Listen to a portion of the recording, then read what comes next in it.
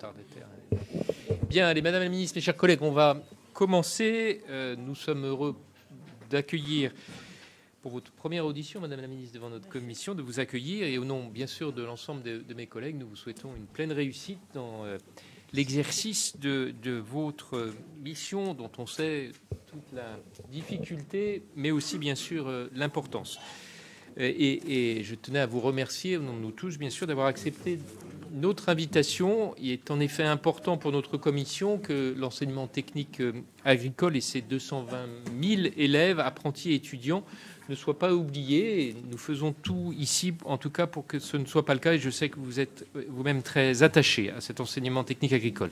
Nous espérons d'ailleurs que vous serez présents aux côtés de Madame Genetet le 2 décembre prochain, lorsque nous examinerons en séance la mission enseignement scolaire qui inclut les crédits relatifs à l'enseignement agricole, bien sûr, si votre emploi du temps vous le permet. Sur tous les bancs de notre Assemblée, nous avions tiré la sonnette d'alarme en 2020 face à la baisse croissante des moyens en faveur de l'enseignement agricole qui risquait de remettre en cause son modèle de formation. Or, comme nous aimons à le rappeler, il s'agit d'une voie de formation qui se distingue par un très fort taux d'insertion à la fois sociale et professionnelle, et qui participe bien entendu à l'animation de nos territoires. D'ailleurs, chacun de nos départements accueille au moins un établissement public ou privé sous contrat de l'enseignement agricole, ce qui est pratiquement vrai, sauf dans mon département, mais comme je suis... Nul n'est parfait. Voilà, nul n'est parfait, Madame la Ministre. Et fait de notre mobilisation ainsi que des conclusions de la mission d'information pilotée par notre ancienne collègue, désormais la vôtre, Nathalie Delattre, l'hémorragie des ETP enseignants a été stoppée. Vous le voyez, Madame la Ministre, nous serons à vos côtés pour défendre l'enseignement agricole et bien sûr renforcer son attractivité. Il y a en effet urgence. D'ici 2030, entre 40 et 60% des agriculteurs français partiront à la retraite. Aussi, Madame la Ministre, pouvez-vous nous présenter les priorités de votre ministère en faveur de l'enseignement agricole? Quels sont les grands axes de ce PLF 2025? Par ailleurs, le Sénat va examiner en janvier 2025 le projet de loi sur la souveraineté alimentaire qui était inscrit à l'ordre du jour de notre Assemblée en juin dernier, mais dont l'examen a été repoussé du fait de la dissolution. Christian Brienne, notre rapporteur sur ce texte, aura certainement des questions à vous poser à ce sujet. Des inflexions dans la position gouvernementale sont-elles à attendre par rapport à juin dernier concernant les principales mesures de ces textes consacrés à l'enseignement agricole? Madame la Ministre, je vais vous laisser à présent la parole, non sans avoir préalablement rappelé que cette audition est diffusée en direct sur le site Internet du Sénat. Et puis, bien sûr, après votre propos liminaire, je ne doute pas que, d'abord, notre rapporteur Bernard Fialaire, mais aussi l'ensemble de mes collègues auront des questions à vous poser. Vous connaissez, comme nous, le principe de ces commissions. Donc, sans plus tarder, je vous donne la parole en vous remerciant encore de votre présence. Vous prenez les questions par série. Il y aura d'abord les questions du rapporteur et ensuite nous prendrons toutes les questions. D'accord. Mais si vous avez un propos préalable, je vous laisse... Oui, j'ai un propos préalable, mais je voulais savoir si vous preniez plusieurs questions d'affilée ou si vous faites question par question. Non, on prend toutes les questions d'affilée. Ah, d'abord les questions du rapporteur et ensuite toutes les questions d'affilée. Chaque commission ayant ses propres règles, je m'en enquiers préalablement. Monsieur le Président, Monsieur le rapporteur spécial, Monsieur le rapporteur, Mesdames et Messieurs les sénateurs, tout d'abord, c'est un vrai plaisir, Monsieur le Président, de siéger devant vous aujourd'hui pour la présentation du budget de l'enseignement agricole. Je n'oublie pas qu'il y a peu encore, je siégeais dans la commission jumelle à l'Assemblée nationale. L'enseignement agricole, Mesdames et Messieurs les sénateurs, Monsieur le Président, est une chance pour notre pays, pour nos jeunes, pour notre agriculture et nos territoires. Je voudrais dire en préambule que je viens d'un territoire rural qui compte plusieurs établissements d'enseignement agricole et que je le connais bien et que j'ai eu à de multiples reprises l'occasion de le défendre et de le valoriser. Alors pourquoi? Eh bien parce que, avant tout, c'est un exemple de l'école de la réussite, comme en témoignent les excellents résultats aux examens et les très bons taux d'insertion professionnelle, les politiques d'inclusion et d'insertion menées et le fort engagement citoyen de ses apprenants. C'est également un enseignement très diversifié. Il offre la possibilité à tous les profils de trouver leur voie vers plus de 200 métiers du vivant. Ceux de l'agriculture, bien sûr, de l'agroalimentaire, de la forêt, du paysage, de l'aménagement du territoire, de l'environnement ou encore du service en milieu rural. Il offre la possibilité de se former en voie générale, technologique et professionnelle, par voie scolaire et par apprentissage. C'est un système riche d'un enseignement public et privé où chacun apporte ses spécificités au service de la diversité des jeunes. L'enseignement agricole est enfin un puissant levier pour relever les défis du monde agricole, celui du renouvellement des générations et celui des transitions. Le renouvellement des générations n'est possible que si l'on amplifie le regain d'attractivité que connaît l'enseignement agricole depuis 4 ans et qui se confirme encore en cette rentrée. Les prochaines générations d'agriculteurs et d'actifs des métiers du vivant doivent aussi pouvoir être formées aux compétences de demain, celles qui en feront des chefs d'entreprise économiquement performants et capables de répondre aux enjeux essentiels des transitions agrologiques, agronomiques, environnementales et climatiques en cours. Vous le savez, cette audition a lieu dans le contexte particulier du redressement de nos finances publiques. Il nous impose de faire le meilleur usage possible des moyens à notre disposition et d'être responsables avec les deniers publics. Malgré ce contexte budgétaire tendu, il est nécessaire de préparer l'avenir de l'agriculture, de défendre notre souveraineté alimentaire et anticiper au mieux les crises dont nous mesurons l'ampleur cette année. Crise sanitaire et météorologique, crise de rendement, crise de sens, crise de confiance en l'avenir. L'enseignement et la recherche agricole sont la clé pour atteindre ces objectifs.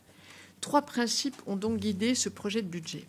Le premier, c'est la nécessité de préserver la qualité de l'enseignement agricole en maintenant l'engagement de l'État. Le second impératif a été d'aller plus loin sur ce qui fonctionne en capitalisant sur les spécificités de l'enseignement agricole. Je pense en particulier à sa capacité à inclure et à former des professionnels compétents, des citoyens éclairés. Ces opportunités changent des vies et doivent continuer de le faire. Le troisième impératif qui a guidé l'élaboration de ce budget, c'est de faire en sorte que demain, les métiers de l'enseignement continuent d'attirer. Préserver la qualité, aller encore plus loin sur ce qui fonctionne, poursuivre l'attractivité des métiers de l'enseignement, voilà donc les maîtres mots du budget qui vous est présenté. Avec 2 milliards et 162 millions d'euros de crédits de paiement dédiés à l'enseignement technique et supérieur, nous vous proposons de conserver un haut niveau d'ambition pour l'enseignement agricole. Premièrement, comme je l'indiquais, il était nécessaire de préserver la qualité de cet enseignement. L'enseignement agricole permet à plus de 200 000 apprenants, vous l'avez dit, Monsieur le Président, de la 4e au BTS agricole et 17 000 étudiants dans le supérieur, de se former à des métiers qui ont du sens, d'être insérés sur le marché du travail et d'être formés en tant que citoyens. La progression du nombre d'apprenants de 1% en plus chaque année en moyenne dans l'enseignement technique nous oblige à maintenir la qualité de l'enseignement agricole. Je voudrais dire d'ailleurs que le nombre d'apprenants augmente d'1% quasiment chaque année. Donc, c'est vrai qu'au regard des 30% d'apprenants supplémentaires qu'il nous faut engranger d'ici 2030, 1% peut paraître peu, mais quand c'est 1% chaque année, on approche, on vise à l'objectif. Et ce d'autant, comme vous l'avez rappelé, que pendant de nombreuses années, on a été au contraire en déclin d'attractivité. On a renoué avec l'attrait de ces formations agricoles. La progression, donc, nous oblige à maintenir la qualité de cet enseignement. De même, l'enseignement supérieur agronomique et vétérinaire a déjà accru de plus de 20% son nombre d'étudiants depuis 2017, avec des moyens quasiment constants. Il faut donc saluer et préserver ces efforts. Ces chiffres sont la preuve que l'enseignement agricole est toujours plus attractif pour nos jeunes. Le renouvellement des générations d'actifs en agriculture est en marche. Il faut le soutenir car c'est un enjeu majeur. À horizon 2035, 60% des chefs d'exploitation sont susceptibles de partir à la retraite. Pour le programme 143, qui est dédié à l'enseignement technique, ce budget prévoit donc plus de 35 millions d'euros de crédits de paiement supplémentaires qui permettent d'atteindre un budget de 1,7 milliard d'euros. C'est une hausse de 2% par rapport à 2024. Le très bon taux d'encadrement, un peu moins de 20 élèves par classe en moyenne, sera aussi préservé pour que chaque apprenant puisse se former dans les meilleures conditions. La hausse de ce budget nous a enfin permis d'augmenter les moyens de façon plus ciblée pour ne pas dégrader le service public face à des difficultés conjoncturelles. Évidemment, quand je parle de service public, je parle du service public de l'enseignement agricole, que les établissements soient publics ou privés. Cela va de soi. Face à la crise à Mayotte, nous répondons présent. L'établissement public national Coconi sera doté d'environ 1 million d'euros supplémentaires pour répondre aux besoins induits et assurer le bon fonctionnement de son nouvel internat. Dans l'enseignement privé, une hausse est consentie sur la ligne subvention aux fédérations pour accompagner les établissements en difficulté financière. L'État accompagne aussi la hausse des besoins dans les établissements privés comme c'est prévu par le droit. L'action enseignement privé du temps plein et du rythme approprié est donc créditée de 2,9 millions d'euros supplémentaires par rapport à la LFI 2024. Les dépenses liées à l'enseignement supérieur sont quant à elles également préservées, malgré une légère diminution du programme par rapport à 2024. Nous y reviendrons sans doute. Mes équipes travaillent sur des redéploiements pour que les 8 postes prévus dans le cadre du plan de renforcement des écoles vétérinaires soient bien mis en œuvre. Nous nous mettons sur une trajectoire de former 75% de vétérinaires en plus en 2030 par rapport à 2017. Je tiens à cette trajectoire essentielle pour notre élevage. Il nous faut mailler le territoire avec des vétérinaires, c'est essentiel. Le budget 2025 du programme 142 de 431 millions d'euros va donc permettre de garantir la qualité des enseignements délivrés et de poursuivre les efforts engagés les années précédentes en faveur de l'enseignement supérieur et de la recherche. Je voudrais, en toute transparence, évoquer la question du rabot budgétaire que vous connaissez et qui a été annoncé. La situation budgétaire de notre pays impose que chaque ministère fasse davantage d'efforts pour retrouver une trajectoire des finances publiques soutenable. À cette fin, vous le savez, le gouvernement a annoncé soumettre à votre appréciation un montant d'économies supplémentaires au PLF initial à réaliser de 5 milliards d'euros sur le budget de l'État. Dans ce cadre, la contribution de mon ministère s'élèverait à 115 millions d'euros. J'ai fait le choix de faire contribuer tous les programmes du ministère au prorata de leurs crédits inscrits en PLF 2025. C'est pour moi une mesure de bon sens. À cela s'ajoutent les mesures annoncées liées aux jours de carence et aux indemnisations d'arrêt maladie. Compte tenu de ces éléments, il serait proposé une baisse de 18 millions d'euros sur le programme 143 dédié à l'enseignement technique et de 8 millions sur le programme 142 dédié à l'enseignement supérieur de la recherche. Je veux que ces mesures d'économie ne remettent pas en question les grands équilibres du budget que je vous présente aujourd'hui, ni les objectifs que je viens d'évoquer.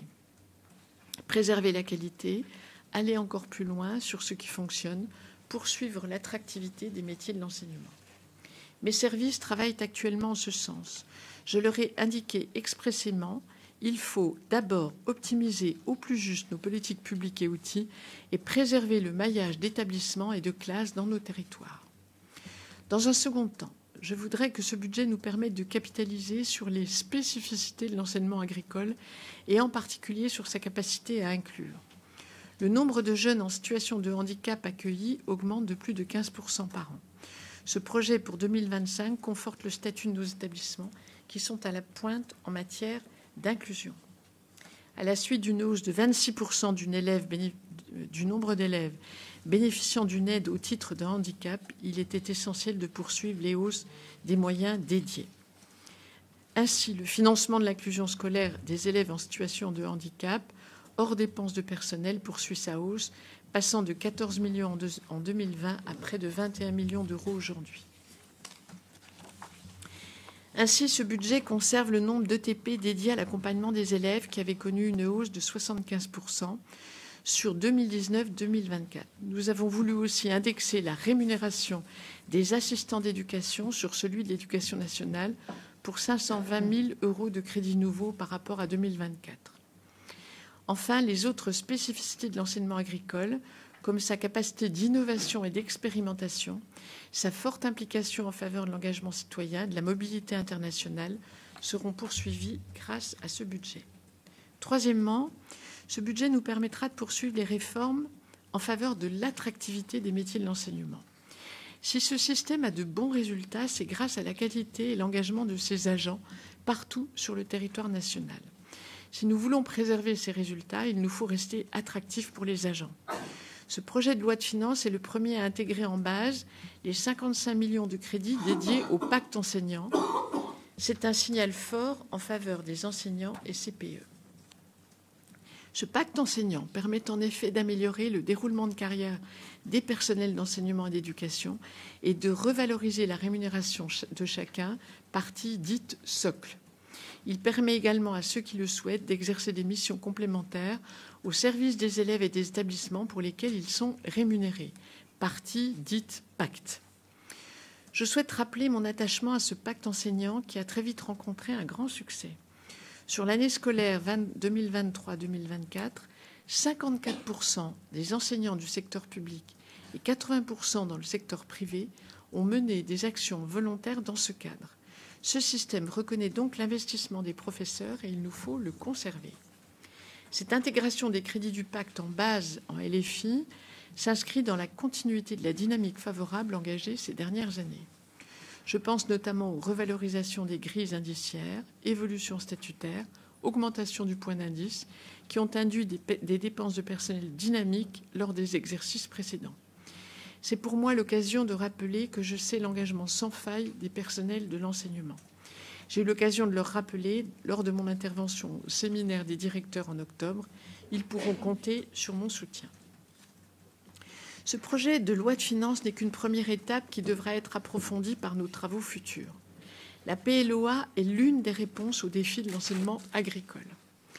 Une plus grande attractivité des formations au métier du vivant, une montée en compétences des futurs actifs sur les champs de l'agronomie, de la zootechnie, des transitions, de la gestion d'entreprise, des ressources humaines ou encore du numérique, voilà ce à quoi la PLOA va permettre de commencer à répondre afin de préserver notamment notre production alimentaire. Le débat reprendra vite puisque la Commission des affaires économiques l'examinera dès la semaine du 9 décembre en commission et que les débats en séance publique débuteront la semaine du 14 janvier. Ces sujets me tiennent à cœur. J'avais beaucoup travaillé sur la PLOA en tant que parlementaire et j'avais soutenu plusieurs mesures qui relevaient du bon sens, notamment en matière d'enseignement agricole. Pour garantir que la bonne dynamique de l'enseignement agricole continue, inscrire dans notre droit l'objectif de 30% de hausse du nombre d'apprenants dans l'enseignement technique d'ici 2030 demeure nécessaire. Le futur Bac+3, dit Bachelor Agro, contribuera à l'attractivité des métiers de l'agriculture et au-delà, tout en contribuant à la montée en compétences des futurs actifs. Il est soutenu et attendu par tous les acteurs du monde éducatif et du monde agricole.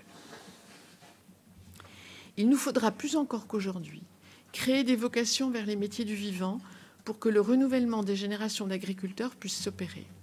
Ce sujet de l'attractivité de l'enseignement agricole m'est particulièrement cher et j'aurai l'occasion d'échanger avec mes homologues de l'éducation nationale que je rencontre la semaine prochaine.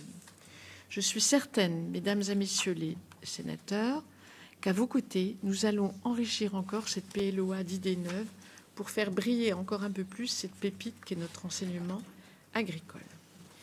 Mesdames et messieurs les sénateurs, ce budget permet d'assurer que la transmission des savoirs et compétences aux futurs actifs s'opérera dans les meilleures conditions en préparant le monde agricole aux défis de demain. C'est notamment de l'enseignement agricole que naîtront les solutions face aux défis économiques et agroclimatiques. De lui dépend aussi la nécessaire hausse du nombre d'actifs qui doit nous permettre de renouveler les générations dans les métiers du vivant. Le budget est votre prérogative et vous connaissez le sujet de l'enseignement agricole. Je veux donc qu'il soit le plus possible l'objet d'un dialogue constructif entre mon ministère et vous-même. Je serai ravie, à présent, de répondre à vos questions sur les crédits de l'enseignement agricole. Merci à tous. Merci Madame la Ministre. Alors, on va donc commencer par nos deux rapporteurs, Bernard Fieler pour les crédits budgétaires et Christian Bouillin pour le projet de loi. Bernard. Merci, Monsieur le Président. Merci, Madame la Ministre, de prendre le temps de pencher sur une partie importante quand même de ce ministère qui est l'enseignement technique agricole. Donc je laisserai après mon collègue Brien revenir sur le projet de loi relative à la souveraineté agricole qui sera étudié en début d'année 2025, semble-t-il. Et moi, je voudrais revenir. Alors, tout d'abord, je voudrais un petit éclaircissement, vous m'excusez, sur votre présentation. Vous parlez de plus 35 millions d'euros dans le budget. Et ça, c'est après la réduction des 18 millions du coup de rabot, parce que comme vous avez donné un coup de rabot après, je voulais savoir si vous aviez raboté avant les 35 millions ou si, au contraire, ça venait un peu en arrière. Voilà. Et donc, on parle toujours de cet objectif ambitieux de 30% d'effectifs supplémentaires d'ici 2030. Est-ce que vous êtes vraiment sûr, d'ailleurs, qu'il faille atteindre ces effectifs quand on voit, par exemple, les difficultés des jeunes qui sortent de l'enseignement agricole aujourd'hui et qui ont du mal à pouvoir reprendre une exploitation, compte tenu aussi, finalement, voilà, des regroupements de certaines exploitations, des améliorations techniques, technologiques pour... et est-ce que c'est vraiment toujours un objectif que nous devons tenir et avec quels moyens, justement, le faire? Parce que vous parlez aussi de la qualité des effectifs réduits.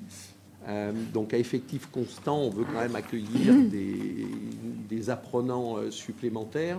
On sait aussi qu'il y a des contraintes, parfois sur certaines formations, pas dépasser 16 élèves dans certaines matières. Est-ce que tout ça, c'est bien compatible avec un nombre d'enseignants stable? Et justement, je voulais savoir quelle suite vous comptez donner à l'amendement de nos collègues de l'Assemblée nationale, que vous connaissez bien, qui ont proposé, je crois, 170 équivalents temps plein supérieurs en supplément dans l'enseignement agricole. L'autre chose, je voudrais revenir sur la réforme de l'aide à l'apprentissage, parce que vous savez que l'apprentissage est un élément majeur dans l'enseignement agricole. Le nombre d'apprentis a augmenté. Est-ce qu'il y aura des risques de réduction avec les perspectives, voilà, réduction de l'aide à l'apprentissage sur ces formations courtes et importantes? Là, on vient d'auditionner d'ailleurs le CNEAP qui nous a rappelé aussi que les charges de fonctionnement, normalement, dans les établissements d'enseignement privés agricoles, relevait de l'État et non des régions par la loi, mais que ça n'avait jamais été pris réellement appliqué. Alors on a vu que pour certains sont en grande difficulté, certains établissements, d'autres, les choses ont pu être compensées d'ailleurs par le succès de l'apprentissage. Donc est-ce que là on ne va pas se retrouver devant une impasse? Il en est de même dans les obligations, c'est sur les MFR. Vous avez revalorisé le coût de formation à 5 000 € par élève. Il y a 1 600 apprenants supplémentaires cette année. Ça fait 8 millions d'euros si on fait le calcul. Et est-ce que cela rentre dans les engagements qui sont pris? Et puis enfin, sur le pacte enseignant, vous avez dit, c'est un succès, surtout dans l'enseignement agricole. En revanche, il y a une petite... ce qui nous a été signalé, c'est l'enseignement privé. Il y a des enseignants qui ne relèvent pas, il y en a 15% qui ne relèvent pas de l'éducation nationale, puisqu'ils ont des temps inférieurs à 50%, par exemple les enseignants en langue, et ceux-là ne peuvent pas relever, pas bénéficier du pacte. Est-ce qu'on pourra aller vers une simplification un peu plus importante? D'ailleurs, comme le réclament même d'autres directeurs d'établissement, c'est-à-dire qu'on donne une enveloppe à l'établissement pour qu'il puisse répartir ses crédits pacte plutôt qu'avoir un système qui est bureaucratiquement assez lourd à gérer. Voilà, madame. Merci, monsieur le rapporteur. Je vais donner, madame la ministre, la parole aussi à Christian Brien, et puis après, vous répondrez aux deux rapports. Oui, Madame la Ministre, Monsieur le Président, chers collègues, Merci d'abord pour votre présentation très exhaustive des éléments constitutifs de ce projet de budget. S'agissant des perspectives 2025, il faut reconnaître, je crois, un effort significatif avec quelques baisses, mais aussi des augmentations, et puis des lignes qui restent à niveau constant, pour 2025 en tout cas, malgré une évolution assez sensible à la hausse des effectifs en formation. Alors une augmentation de 1% du nombre d'élèves, étudiants et apprentis, bon, vous l'avez dit, c'est encore assez loin tout de même de l'ambition affichée à l'horizon 2030, plus 30 000 apprenants, pour assurer l'indispensable renouvellement des générations. Soyons vigilants pour que cela perdure à l'avenir. C'est en tout cas, ce 1%, un témoignage assez réconfortant et encourageant sur l'attirance préservée pour ces métiers, malgré, on peut le dire, un agribashing quasi permanent d'une agriculture conventionnelle, très pourvoyeuse d'emplois. Et pour tenir l'ambition 2030, il faudra d'abord, et ce sera un des sujets du PLOA, je pense, absolument préserver les atouts de cet enseignement agricole qui est reconnu pour son efficacité, à savoir des établissements à taille humaine, des établissements qui maillent bien le territoire et y compris qui vont jusque dans la ruralité et puis qui offrent un taux d'encadrement raisonnable. Et je vous remercie d'avoir aussi attiré l'attention sur ce point. Ça tient évidemment aux moyens accordés et en préservant aussi l'équilibre public-privé, parce que c'est une spécificité qui est incontestablement à la base aussi de la qualité de cet enseignement agricole. Alors j'ai deux questions. S'agissant du pacte enseignant, qui, il faut le dire, a très bien fonctionné dans l'enseignement agricole, on en est entièrement d'accord. Il a permis le financement de projets innovants, et ça c'est à la base aussi dans l'ADN des établissements et des encadrants dans le domaine de l'enseignement agricole. Et puis il a contribué à faire mieux connaître ces métiers, et on sait que c'est absolument essentiel, justement, pour améliorer l'orientation vers ces professions. Pour 2025, il sera reconduit, ce pacte enseignant.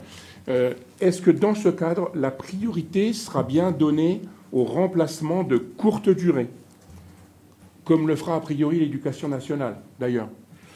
C'est important parce que ce serait vraiment dommage de perdre cette souplesse dont disposent les chefs d'établissement pour mettre en œuvre justement toutes les actions nouvelles destinées à attirer de nouveaux publics d'apprenants. Parce que cette notion de renforcement de l'attractivité des formations agricoles, elle est indissociable de l'indispensable renouvellement des générations et qui est au cœur du PLOA.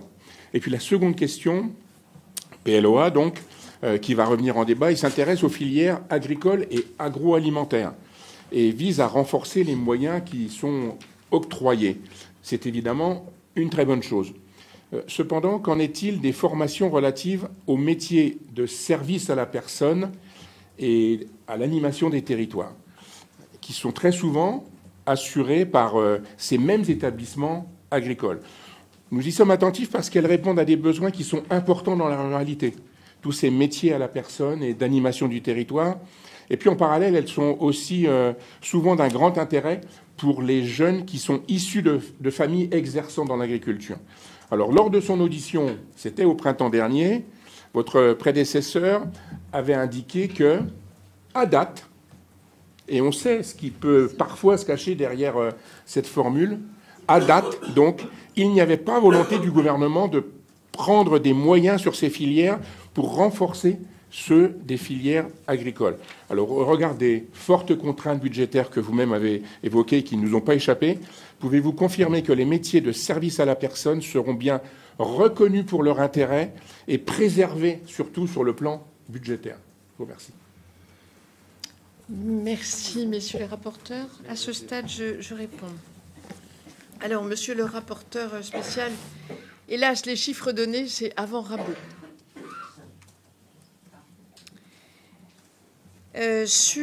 Oui, avant le rabot de 115 millions, mais vous avez noté que l'enseignement technique et agricole ne couvre pas l'intégralité du rabot demandé au ministère. Sur la question de l'augmentation de 30% d'apprenants, alors, monsieur le rapporteur spécial, vous vous demandiez si c'était trop. Monsieur le rapporteur, vous avez l'interrogation inverse. Moi, il faut bien comprendre que 30%, c'est l'objectif pour faire du remplacement 1 pour 1. Donc, on ne va pas conduire à la création de 30% d'agriculteurs supplémentaires. Hein, c'est au moins pour couvrir le renouvellement des générations. Je voulais vous dire aussi qu'à l'heure actuelle, pour la seule agriculture, on estime à 70 000 les emplois vacants. Donc le 30% n'est pas un risque, les taux d'insertion sont excellents. Sur la réforme de l'aide à l'apprentissage, vous m'avez interrogé sur le risque de diminution et je veux vous rassurer sur ce point parce que c'est précisément l'attrait de l'apprentissage qui a permis de réaugmenter le nombre d'apprenants dans nos établissements. L'apprentissage est vraiment un élément tout à fait capital pour l'attractivité des établissements. Il est en croissance. Par ailleurs, les CFA contribuent à l'équilibre financier des lycées agricoles. Le gouvernement n'envisage pas de réformer l'apprentissage en matière agricole. Il connaît une croissance continue depuis la loi pour la liberté de choisir son avenir professionnel. En 5 ans, le nombre a augmenté de 47%. Donc, le modèle de financement de l'apprentissage, bon, c'est en discussion. C'est en discussion, mais nous allons le défendre parce que c'est un facteur vraiment d'attractivité de l'enseignement agricole. Et j'aurai bientôt l'occasion d'échanger avec mon homologue du ministère qui est en charge du travail et qui est compétent sur ce sujet de l'apprentissage. Sur la question du pacte enseignant, je vous confirme que la priorité sera donnée au remplacement de courte durée. C'est déjà le cas et ça le demeurera. D'ailleurs, les missions de remplacement réalisées de manière volontaire par les personnels ont permis une diminution de 30% des heures de formation non assurées. Vous avez eu raison, monsieur le rapporteur, de mentionner, et c'est quelque chose de remarquable, que l'attirance pour cet enseignement est préservée. Il y a vraiment un attrait pour l'enseignement agricole. Le goût du concret, la perspective d'insertion, la dimension concrète des apprentissages avec le travail dans les exploitations. Tout cela fait que cette aventure du vivant connaît vraiment un regain d'attractivité qui est tout à fait encourageant. Et les mesures contenues dans la PLOA viseront à amplifier cette attractivité, puisque vous avez sans doute vu qu'il y a des mesures qui visent à sensibiliser les enfants dès le primaire au métier du vivant, la mise en place de contrats territoriaux, la mise en œuvre dans les établissements d'une 6e mission de l'enseignement agricole. Tous ces nouveaux dispositifs vont permettre de revaloriser davantage encore l'image des métiers du vivant et de leur enseignement, dont l'efficacité en matière d'insertion n'est plus approuvée. Nous préservons les formations dans les filières des métiers du service. D'ailleurs, plusieurs amendements de mémoire dans la PLOA ont visé à montrer combien il était important de soutenir la vitalité des territoires ruraux dans lesquels sont souvent implantés ces établissements scolaires. Donc, elles ne seront pas redéployées vers la formation agricole. Les deux sont essentiels à mes yeux. Sur le financement des MFR, il est proportionnel au nombre d'élèves et le MASAF, mon ministère, sera au rendez-vous du protocole qui le lie aux maisons familiales et rurales.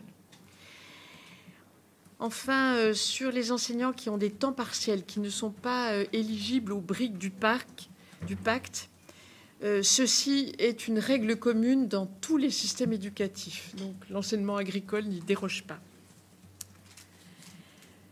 Vous avez auditionné le CNEAP, m'avez-vous dit. J'ai eu Michel Dantin au téléphone, pour ne rien vous cacher, il y a quelques heures. Il est clair que, il y a des difficultés sur l'enseignement agricole privé en matière de financement, mais ce budget contient des dispositifs pour apporter un soutien budgétaire aux établissements les plus en difficulté. Voilà ce que je puis vous dire. Merci, Madame la Ministre. Alors, on va prendre maintenant l'ensemble des questions. Je vais commencer par celle de Marie-Pierre Monnier. Merci, Monsieur le Président, Madame la Ministre, mes chers collègues. D'abord, je vous remercie d'être venus devant notre commission pour échanger sur ce budget 2025. Je vais reprendre des alertes de mes collègues, deux en particulier. Sur l'apprentissage, on est tous convaincus que c'est permettre aux élèves de donner du sens à leur apprentissage. Vous l'avez dit, le collègue l'a dit, c'est quelque chose, des formations qui sont très importantes. Notre souci, parce que ça nous est revenu, c'est la diminution de l'aide qui va être donnée aux employeurs pour permettre des apprentissages. Et c'est ça qui nous inquiète. On est tous convaincus que ça peut être une belle voie d'apprentissage, mais malheureusement, de formation, mais malheureusement, moi, le retour que j'ai, c'est que les maîtres d'apprentissage auront des difficultés pour trouver des stages, pour trouver des apprentissages pour tous les enfants qui en ont besoin. Vous avez expliqué, et ça, c'est vrai que c'est un bon point, parce que ça a été une inquiétude longtemps dans l'enseignement agricole, c'est la baisse d'effectifs. Et donc, vous avez l'air de dire qu'il y a une augmentation. C'est une bonne chose, même si on est loin encore du compte. Vous l'avez dit, il faut vraiment accentuer ce nombre d'élèves qui viennent dans le secteur agricole pour avoir travaillé le sujet.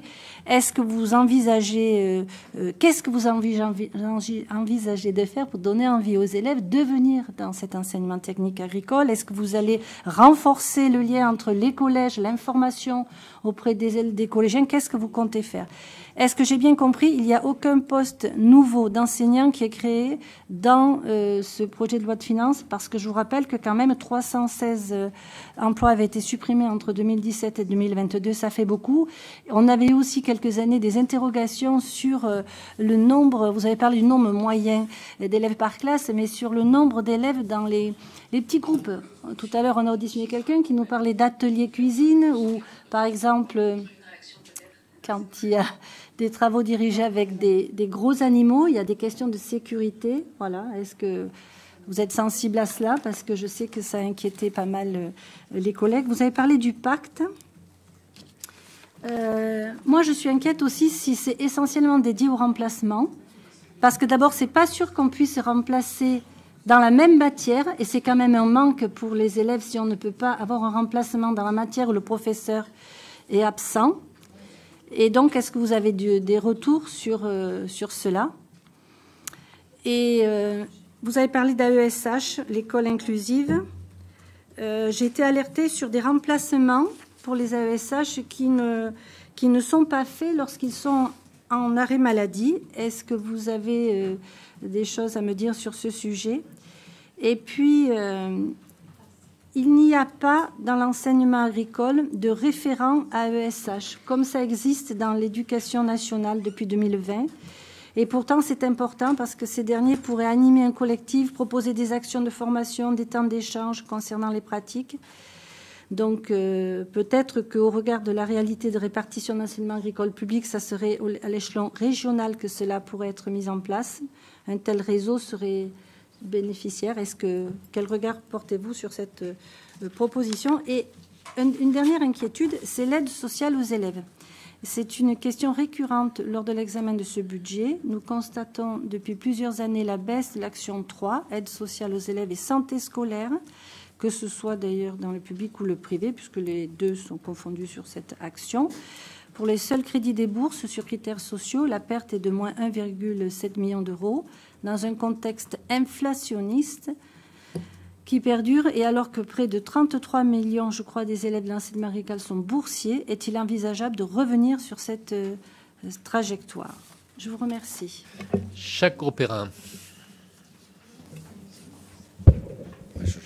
Merci, Président. Merci, Madame la Ministre, pour votre engagement. On a entendu vos propos très forts sur l'agriculture et sur l'enseignement agricole. Et je connais très bien votre attachement à ce sujet-là. Vous avez dit que le budget à 2,5 milliards donc était un budget important qui ne bougeait pas. Je voulais simplement, moi, m'interroger, vous poser une simple question. À partir du moment où la loi d'orientation agricole qui a été votée le 28 mai 2024 à l'Assemblée nationale et qui revient au Sénat, je crois, mi-janvier ou le 14 janvier, tout à l'heure, vous parliez des remplacements de courte durée dans l'éducation nationale. Vous avez raison, parce que la priorité sera donnée aux remplacements de courte durée. Ça nous a été dit à hauteur de 50%. Donc, il est vrai que je pense que les choses sont plutôt cohérentes vis-à-vis de votre ministère. Moi, la seule question que je pourrais vous poser, et lorsque vous parlez de l'enseignement agricole, c'est un enseignement de la réussite, c'est comment cette loi d'orientation agricole, donc qui revient au Sénat au mois de le 14 janvier, répondra-t-elle en partie à l'enjeu de la formation agricole? Je vous remercie. Annick Billon. Merci, Monsieur le Président. Merci, Madame la Ministre, pour avoir d'ores et déjà répondu à un certain nombre de questions. Alors, au risque d'insister un petit peu, je vais revenir sur plusieurs sujets. Tout d'abord, vous dire que nous sommes évidemment, pour ma part, sénatrice de la Vendée, extrêmement convaincue de la nécessité d'avoir un maillage important et de qualité des établissements scolaires pour l'enseignement agricole. La première remarque, je vais revenir sur ce qu'ont dit les collègues sur le réseau MFR. On connaît la qualité de ce réseau, son agilité aussi à accueillir un public souvent particulier, en difficulté, et avec des effectifs donc qui augmentent, comme ce qui a été souhaité, mais des moyens qui finalement sont assez stables. Donc la demande finalement du réseau MFR, puisque nous avons auditionné avec le rapporteur, le président et son directeur, c'est au lieu d'avoir 210 millions pour pouvoir finalement mener à bien leur mission et accueillir les élèves dans les meilleures conditions, c'est d'avoir une ligne à 230 millions. Donc c'était la première question, puisque on sait d'ores et déjà qu'il y a une cinquantaine de MFR qui sont en difficulté sur le territoire. Et lorsque nous auditionnons depuis plusieurs jours aux semaines, on voit que certains établissements de l'enseignement agricole sont en difficulté. Il était question cet après-midi, et vous y serez forcément sensible, de fermeture d'établissements d'enseignement agricole dans le Doubs et dans le Grand Est. Donc forcément, des sujets, il faut qu'on évite ces fermetures sèches, parce que voilà, c'est le maillage du territoire, c'est aussi la garantie pour la filière tout entière. La deuxième question, c'est l'apprentissage. Alors, il y a cette diminution de l'aide pour les entreprises et les exploitations qui embauchent des apprentis. Moi, ce que je voudrais vous poser comme question, un petit peu différente des interventions précédentes, c'est qu'il est question de baisser cette aide, donc qui était de 6 000. Eh bien, dans la mesure où cette aide, elle est bien souvent donnée en totalité lors de la première année d'apprentissage, ne pourrions-nous pas imaginer que cette aide s'étale le temps du contrat d'apprentissage, qui permettrait d'avoir la première année, donc cette année 2025, un montant moins important. Ensuite, je voudrais peut-être que vous puissiez évoquer avec nous la question des exploitations agricoles qui sont adossées aux établissements scolaires, puisque nous avons cette information comme quoi une majorité d'entre elles sont en grande difficulté. Or, elles participent, même si elles sont gérées souvent par des budgets totalement différents, elles participent à la qualité de l'enseignement.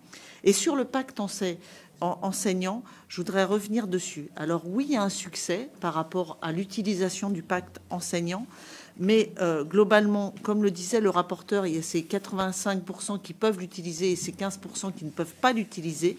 Mais moi, j'ai aussi des remontées terrain du département, et je termine, Monsieur le Président, parce que les établissements scolaires me disent difficulté de contrôle ou pas de contrôle. Certains touchent de la rémunération du pacte alors qu'ils n'ont pas effectué les heures, et on me précise qu'il y a finalement des charges administratives. On m'a parlé de 3500 clics pour arriver à enregistrer des opérations. Donc, une charge administrative, et ça explique peut-être le manque d'attractivité du métier de chef d'établissement. Je vous remercie, Madame la Ministre. Laure Darcos. Merci, Président. Madame la Ministre, je ne vais pas non plus pareil, revenir sur beaucoup de points qui ont été évoqués par mes collègues, et je voulais reprendre en fait la même question que Marie-Pierre Monnier concernant les AVS, parce que la différence entre enseignement agricole et enseignement scolaire se situe aussi ça. Ils ont un statut pour l'instant d'aide à la vie scolaire, hein, et non pas d'AESH. Donc au-delà même du référent, le statut même n'est pas le même. Donc c'est très compliqué pour eux, et on nous a expliqué qu'en effet, ils ne pouvaient faire que des petits contrats de bout de ficelle de quelques heures par élève, alors qu'ils sont de plus en plus nombreux à avoir des jeunes en situation de handicap dans leurs établissements. Voilà. Et enfin, David Ross. Merci, Monsieur le Président, et merci, Madame la Ministre, pour votre présence et pour votre écoute. Alors, je peux regretter aussi la baisse des moyens au regard de l'ambition affichée, et notamment de l'objectif concernant les 30% d'apprenants à terme. C'est d'autant plus important que nous soutenons tous la valorisation de l'ensemble des filières agricoles. Quand je dis l'ensemble, c'est depuis évidemment les lycées techniques, comme vous l'avez évoqué, mais jusqu'à des filières qui me tiennent un peu plus à cœur, les filières d'innovation et de recherche, dans un contexte en plus européen particulier, avec des enjeux essentiels. Donc il en va, vous l'avez dit, de la question de l'attractivité des filières.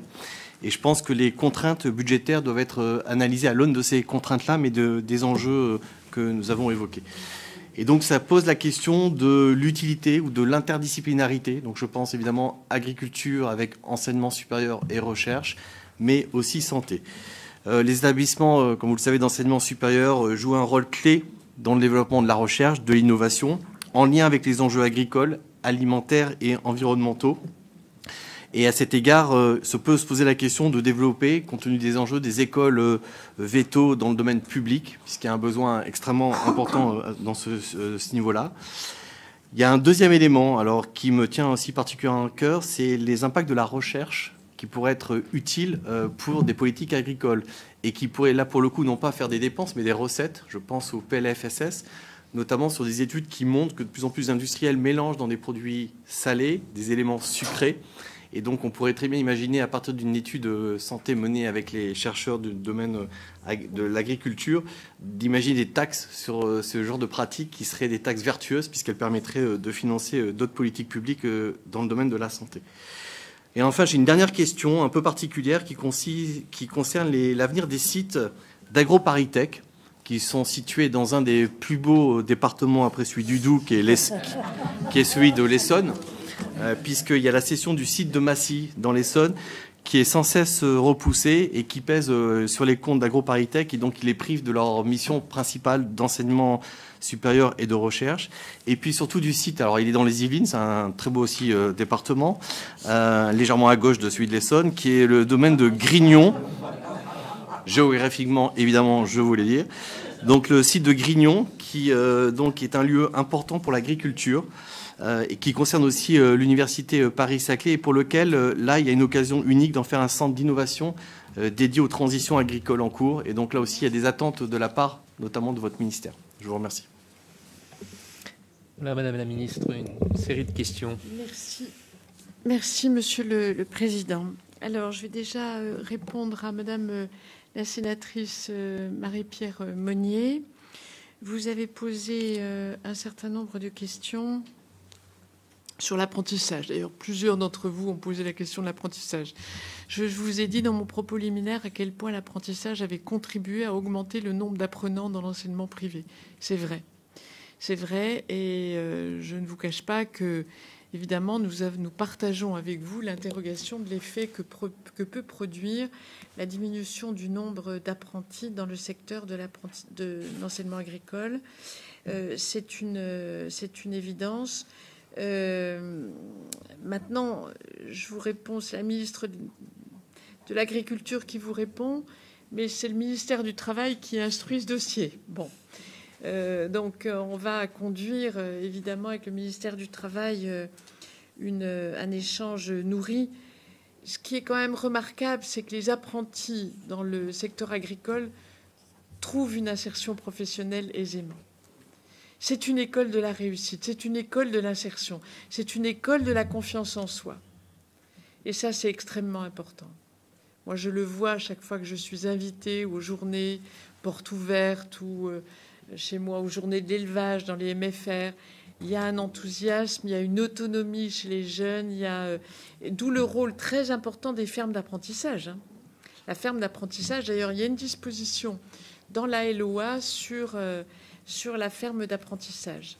J'avais fait un amendement, mais qui les rendait obligatoires. Donc c'était un peu un problème. Le ministre de l'époque m'avait dit il faut que ça reste une possibilité et non une obligation. Mais moi, je vois tout le bénéfice que les élèves tirent de la ferme d'apprentissage. Vous avez évoqué la question du remplacement, j'en ai parlé.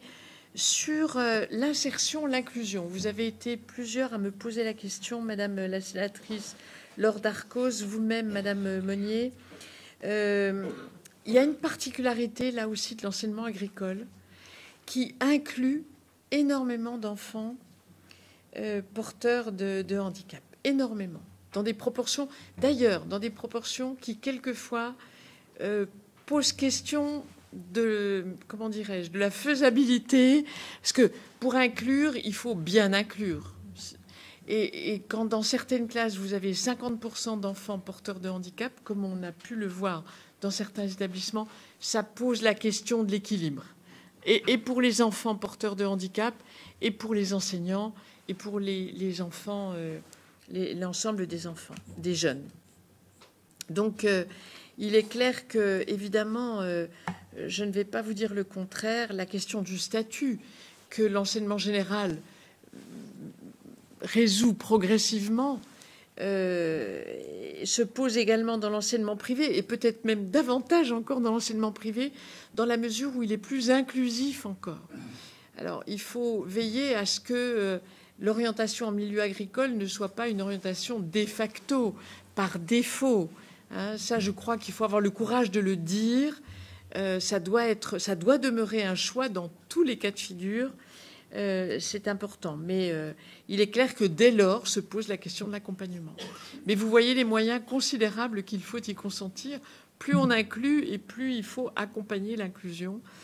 C'est une évidence. Sur le remplacement, on en a parlé.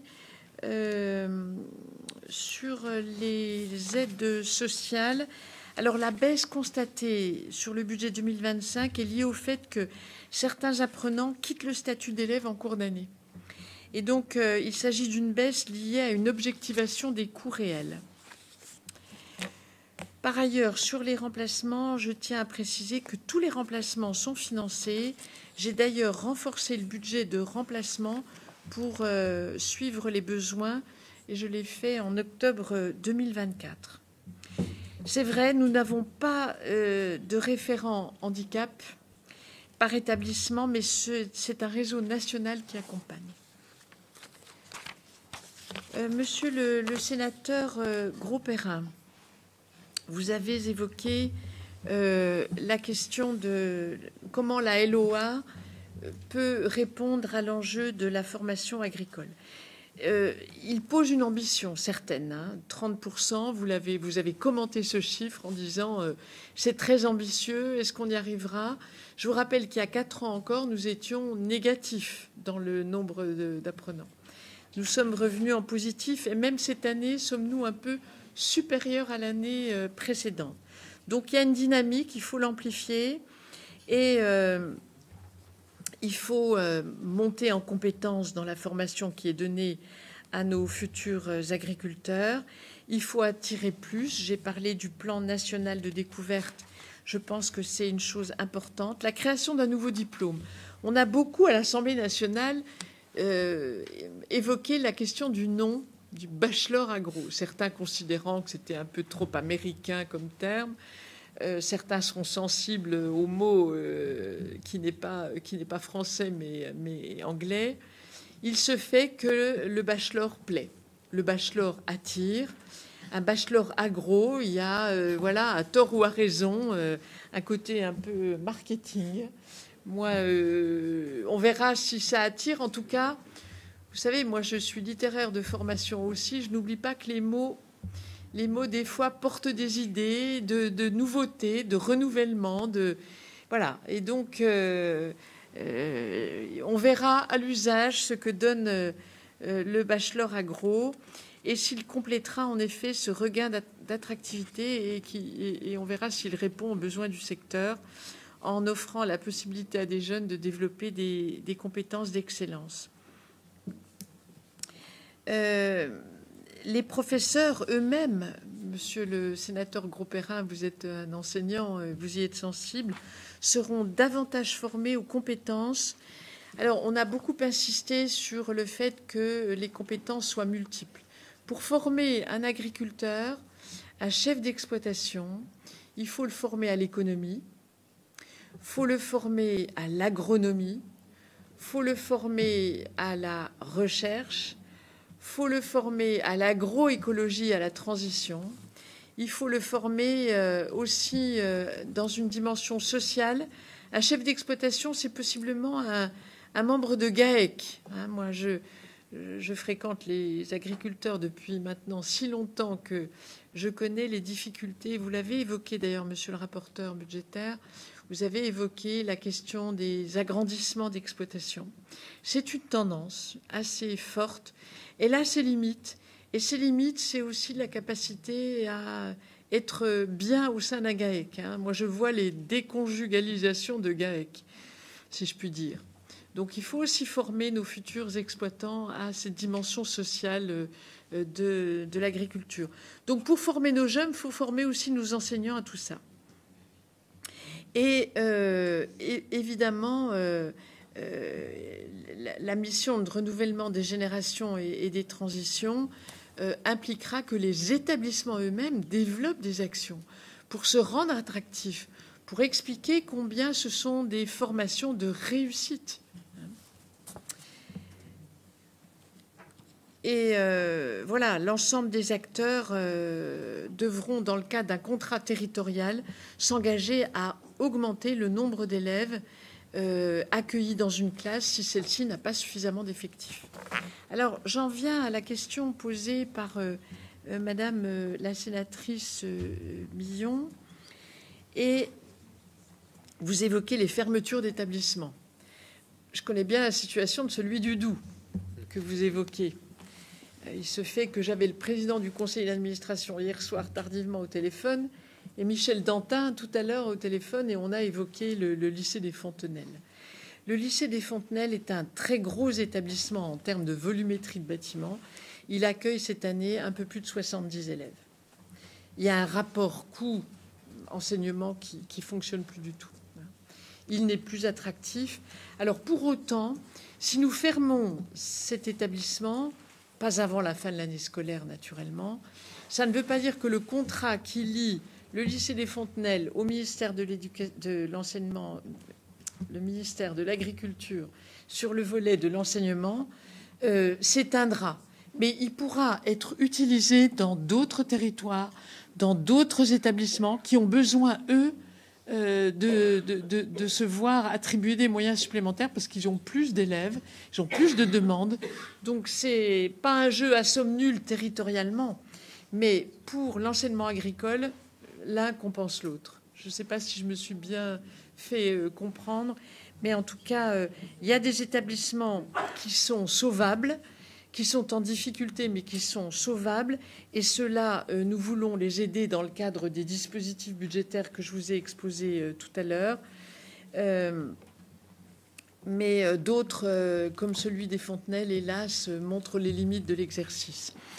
Sur les MFR, vous m'avez posé la question. C'est une formidable compétence en matière de remédiation, c'est vrai. C'est vrai qu'on y accueille des élèves qui trouvent un second souffle, qui trouvent une raison d'étudier. Et la dotation des MFR a été augmentée en 2024. Donc, nous n'y revenons pas. L'augmentation du nombre d'élèves en cette rentrée va entraîner mécaniquement l'augmentation de leur dotation. C'est déjà prévu dans notre protocole. Sur le pacte enseignant, vous m'avez interrogé. Toutes les briques du pacte non mises en œuvre seront recouvrées par le budget du ministère de l'Agriculture. C'est normal et c'est fait. ce sera quelques centaines en septembre depuis septembre 2024. Voilà ce que je pouvais vous dire. Attendez, j'ai perdu ma petite fiche où je notais mes questions. Voilà.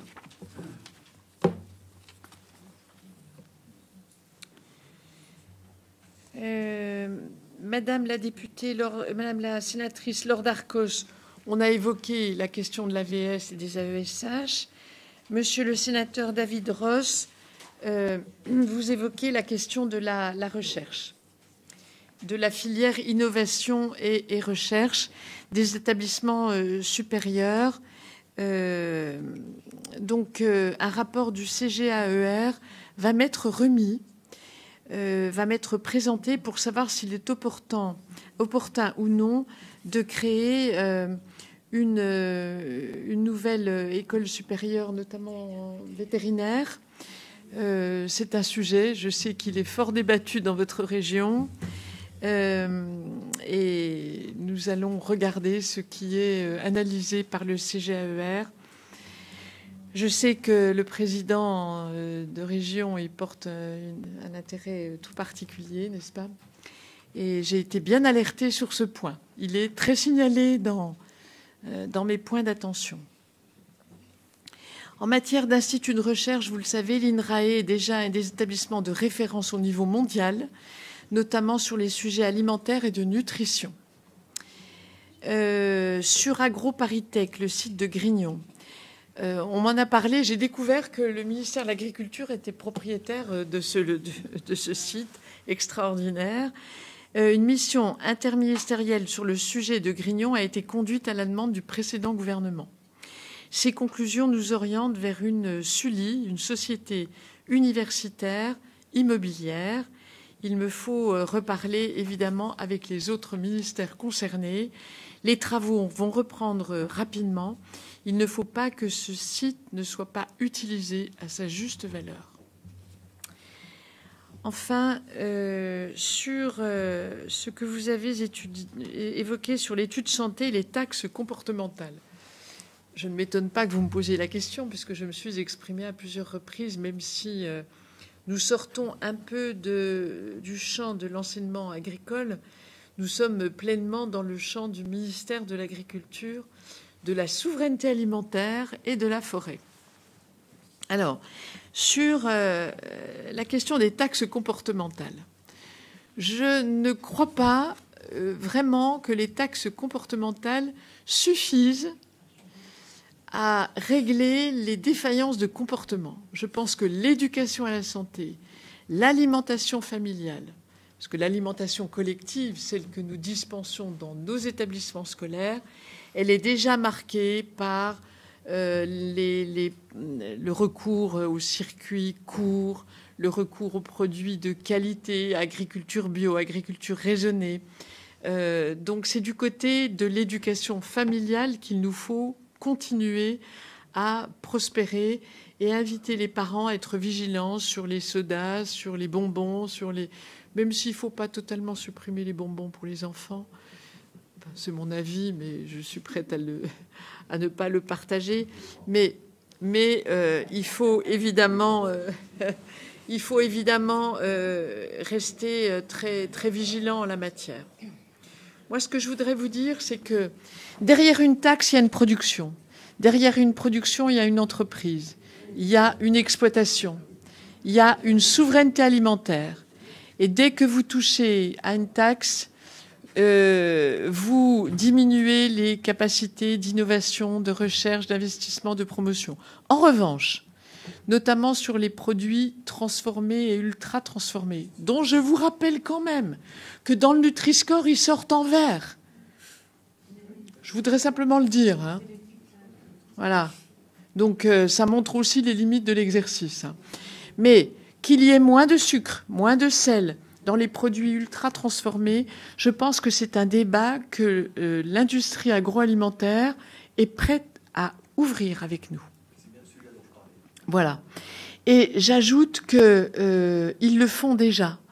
Et quand on dit industrie agroalimentaire, on s'imagine que ce ne sont que des entreprises qui sont énormes, qui réalisent des chiffres d'affaires considérables. Pour ceux d'entre vous qui sont allés au SIAL, au Salon des industries agroalimentaires, je l'ai fait bien sûr en ma qualité de ministre, j'ai visité les entreprises françaises. Vous avez de toutes petites entreprises. Vous voyez, je vais vous donner un exemple, monsieur le sénateur. La taxe soda, qui existe, hein, elle existe déjà, cette taxe soda. Il est question de savoir si elle est alourdie ou non, si elle est élargie à tous les segments. Moi, je pense à mon petit limonadier de Morteau. Enfin, petit limonadier, il n'est pas si petit que ça, il exporte jusqu'aux États-Unis.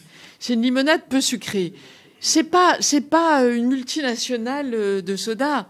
C'est une entreprise patrimoniale, familiale, identitaire, remarquable. Comment elle vivra la taxe soda, je ne sais pas, mais je ne suis pas très optimiste. Vous voyez, donc en matière d'industrie agroalimentaire, moi je préfère dire le secteur agroalimentaire parce qu'il y a toutes sortes d'entreprises. Hein, je pense au petit pain d'épices d'une maison célèbre à Dijon, pour ceux d'entre vous qui la connaissez, elle est fort célèbre. Enfin, on peut tous, dans nos secteurs, multiplier des exemples de production qui utilisent du sucre, y compris quand même toute la filière pâtissière, boulangère, voilà. Donc, il faut être prudent, mais il y a des progrès à faire, notamment dans le secteur que vous évoquiez, monsieur le sénateur. Et je pense d'ailleurs qu'en matière d'innovation, il y a des choses à faire. Je ne voudrais pas que le sucre soit remplacé par des édulcorants de synthèse, parce que là, en matière de santé publique, il y a aussi des questions à se poser. Enfin, et pour terminer sur cette question de la recherche et de l'innovation, je voudrais vous dire que ça, c'est une de mes convictions profondes, mais vraiment profondes, que la recherche, l'innovation, la technologie nous apporteront des réponses à des impasses aujourd'hui, à ce que nous pensons être des impasses, mais qui demain ne le seront plus. Moi, je fais vraiment confiance à la recherche et à l'innovation pour nous apporter des solutions qui nous font défaut aujourd'hui. Vous voyez, dans la question des phytosanitaires, il y a aujourd'hui des réponses techniques, mécaniques, qui permettent de traiter avec beaucoup moins d'intrants phytosanitaires des indésirables dans les cultures. Ça, j'y crois vraiment, vraiment profondément. Et c'est sur cette déclaration d'optimiste que je termine cette tournée de questions, Monsieur le Président. Merci, Madame la Ministre, pour vos réponses à nos questions. Vous avez vu que dans cette commission, nous étions très attachés, mais vous le saviez, à la question de l'enseignement agricole, et nous ne manquerons pas, bien sûr, de poursuivre le dialogue avec vous sur ce sujet. Merci beaucoup. Merci, Monsieur le Président. Merci, Messieurs les rapporteurs. Merci, Mesdames et Messieurs les sénateurs.